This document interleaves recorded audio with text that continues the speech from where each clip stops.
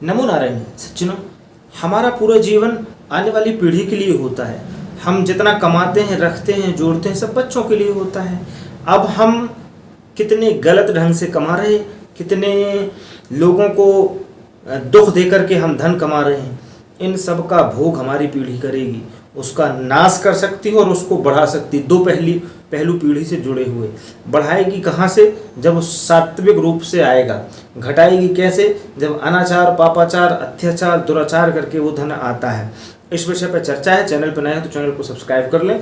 इस वीडियो को अधिक से अधिक शेयर करें। एक बात याद रखना, हमारा पूरा कर्तव्य, हमारी पूरी दौलत हमारे बच्चों के लिए होती है, ठीक है ना। तो हमारे कर्म का भोग भी हमारे बच्चे करते हैं। हम अभी से अपने बच्चों को यदि सात्विक कर्म की, अच्छे कर्म की आदत डाल देंगे ना, तो उनकी पीढ़ी दर वो परंपरा बढ़ती जाएगी। जिसके बाद उनकी पीढ़ी में कहीं कोई ऐसा दुर्भिक्ष, कोई ऐसा अनुपयोगी कार्य नहीं होगा जो उपयोगी ना हो, जो गलत हो, जो दुर्विचारों से युक्त हो, खराब गंदे विचार जिनमें भरे हों। इन चीज़ों के परमाणु उसमें नहीं जाएगी। माता पिता के द्वारा सात्विक कर्म हो तो बच्चों पर आई कोई भी मुसीबत टल सकती है।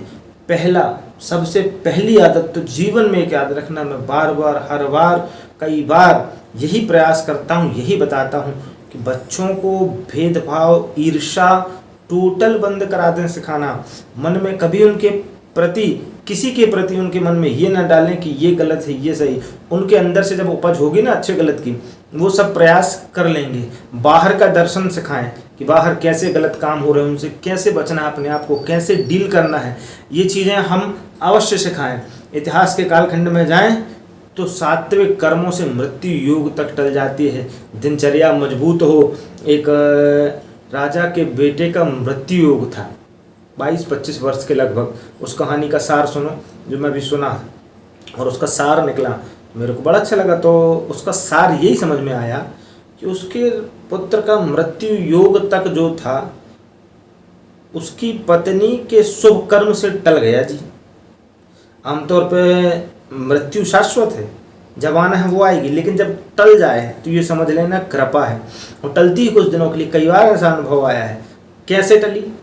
सिर्फ उसकी पत्नी के दया भाव और जो वो नियम मानती थी कि हमारा एक नियम है कि हमारे यहाँ आया कोई अतिथि, कोई भिखारी, कोई भूखा नहीं जाएगा।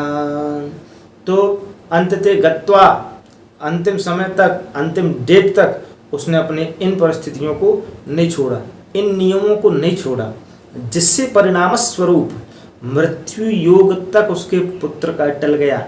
आज हम किसके लिए परेशान हो रहे हैं? हम अपने पुत्रों के लिए परेशान हो रहे हैं, उनके लिए जोड़ रहे हैं, उनके लिए कमा रहे हैं। अब हम समय रहते कमाई में इतने लिप्त ना हो जाएं कि अच्छे संस्कार पुत्रों को न दे पाएं। लाख कमा लें, करोड़ कमा लें, संस्कार अच्छे नहीं देंगे तो वो 2-4 वर्ष में वो करोड़ों की संपदा नष्ट करके वो रोड में आ जाएगा। हम उनको संस्कार अच्छे दे करके जाएं, हमारा पहला कर्तव्य है। हम नियम अच्छे दे करके जाएं। डेली नियम घर में बनवा लो, पूजन पाठ करवाने का, जो बने थोड़ा बहुत, जैसे बने, प्रलोभन दे के बच्चों को बने, टॉफ़ी चॉकलेट का जो बने, उनको नियम बनवाओ। असहायों की सहायता का नियम बनवाओ। दानम दुर्गति नाशनम, भूखे को भोजन, प्यासे को पानी देने की पद्धति उनको सिखाओ। जब तक ये आचरण नहीं सिखाओगे तो आने वाला समय बहुत भयंकर, बहुत घिनौना होने वाला है। पीढ़ी को इस दलदल से हमको बचाना है। आज इतना पापाचार, दुराचार, अत्याचार होता है, सुनते रहते हैं दिन रात यहाँ वहाँ, तो डर लगता है ये देख देख कर कि बच्चों की क्या परिस्थिति होगी। तो हमारा कर्तव्य है हम उनको इन चीज़ों को सिखाएं। एक दृष्टांत महासागर है, इसको मैं पढ़ते रहता हूँ अधिकांश। इसमें भी एक कहानी मैंने पढ़ी कि मात्र एक भिखारी की प्रार्थना से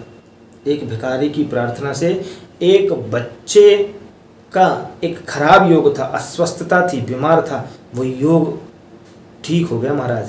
शुरू में लोग उपहास उड़ाने दो, वो भिखारी था, उसके पास कुछ तो है नहीं ना, जो लिप्त रहे वो उस चीज़ में, भीख मांगने में जो मिल जाए वो उसको पाता, राम गुण गाता, इतने उसका। पर उसकी प्रार्थना ईश्वर ने सुन ली, जबकि लोग मजाक उड़ा रहे थे कि कैसे संभव है तुम्हारी प्रार्थना से इसके बच्चे का स्वास्थ्य ठीक हो जाएगा। वो तक हो गया महाराज, इतना तक अनुभव कहानियों के माध्यम से, तो क्या हमारे दैनिक कर्म हमारे बच्चों को नहीं मिलेंगे? सबसे पहला छल कपट धोखा किसी को मत देना। इसका सबसे बुरा परिणाम आपकी पीढ़ी पर पड़ेगा ही पड़ेगा, निश्चित रूप से पड़ेगा, कहीं इसमें कोई संशय नहीं है। वो परमाणु आकर के आपको, जब आप कमज़ोर होंगे या आपकी पीढ़ी थोड़ा कमज़ोर होगी, उस पर जाके असर करेगा। दूसरा ये काम करना है कि हमको हमारी पीढ़ी को अच्छे विचार, सद्व्यवहार, भेदभाव रहित अपने को देखते हुए ये सारे सिद्धांत सिखाना है। छल कपट बिल्कुल नहीं सिखाना है, इसका बहुत हड़पना नहीं सिखाना। सबसे बड़ी बात, रहा न को कुल रोब न हारा। इतिहास के इतने सारे योद्धा हुए थे, वीर हुए, सबका इतिहास पढ़ लो, है ना। इतनी सी बात रहती है। बात अच्छी लगती है चैनल को सब्सक्राइब कर लें, इस वीडियो को अधिक से अधिक शेयर करें। नमो नारायण।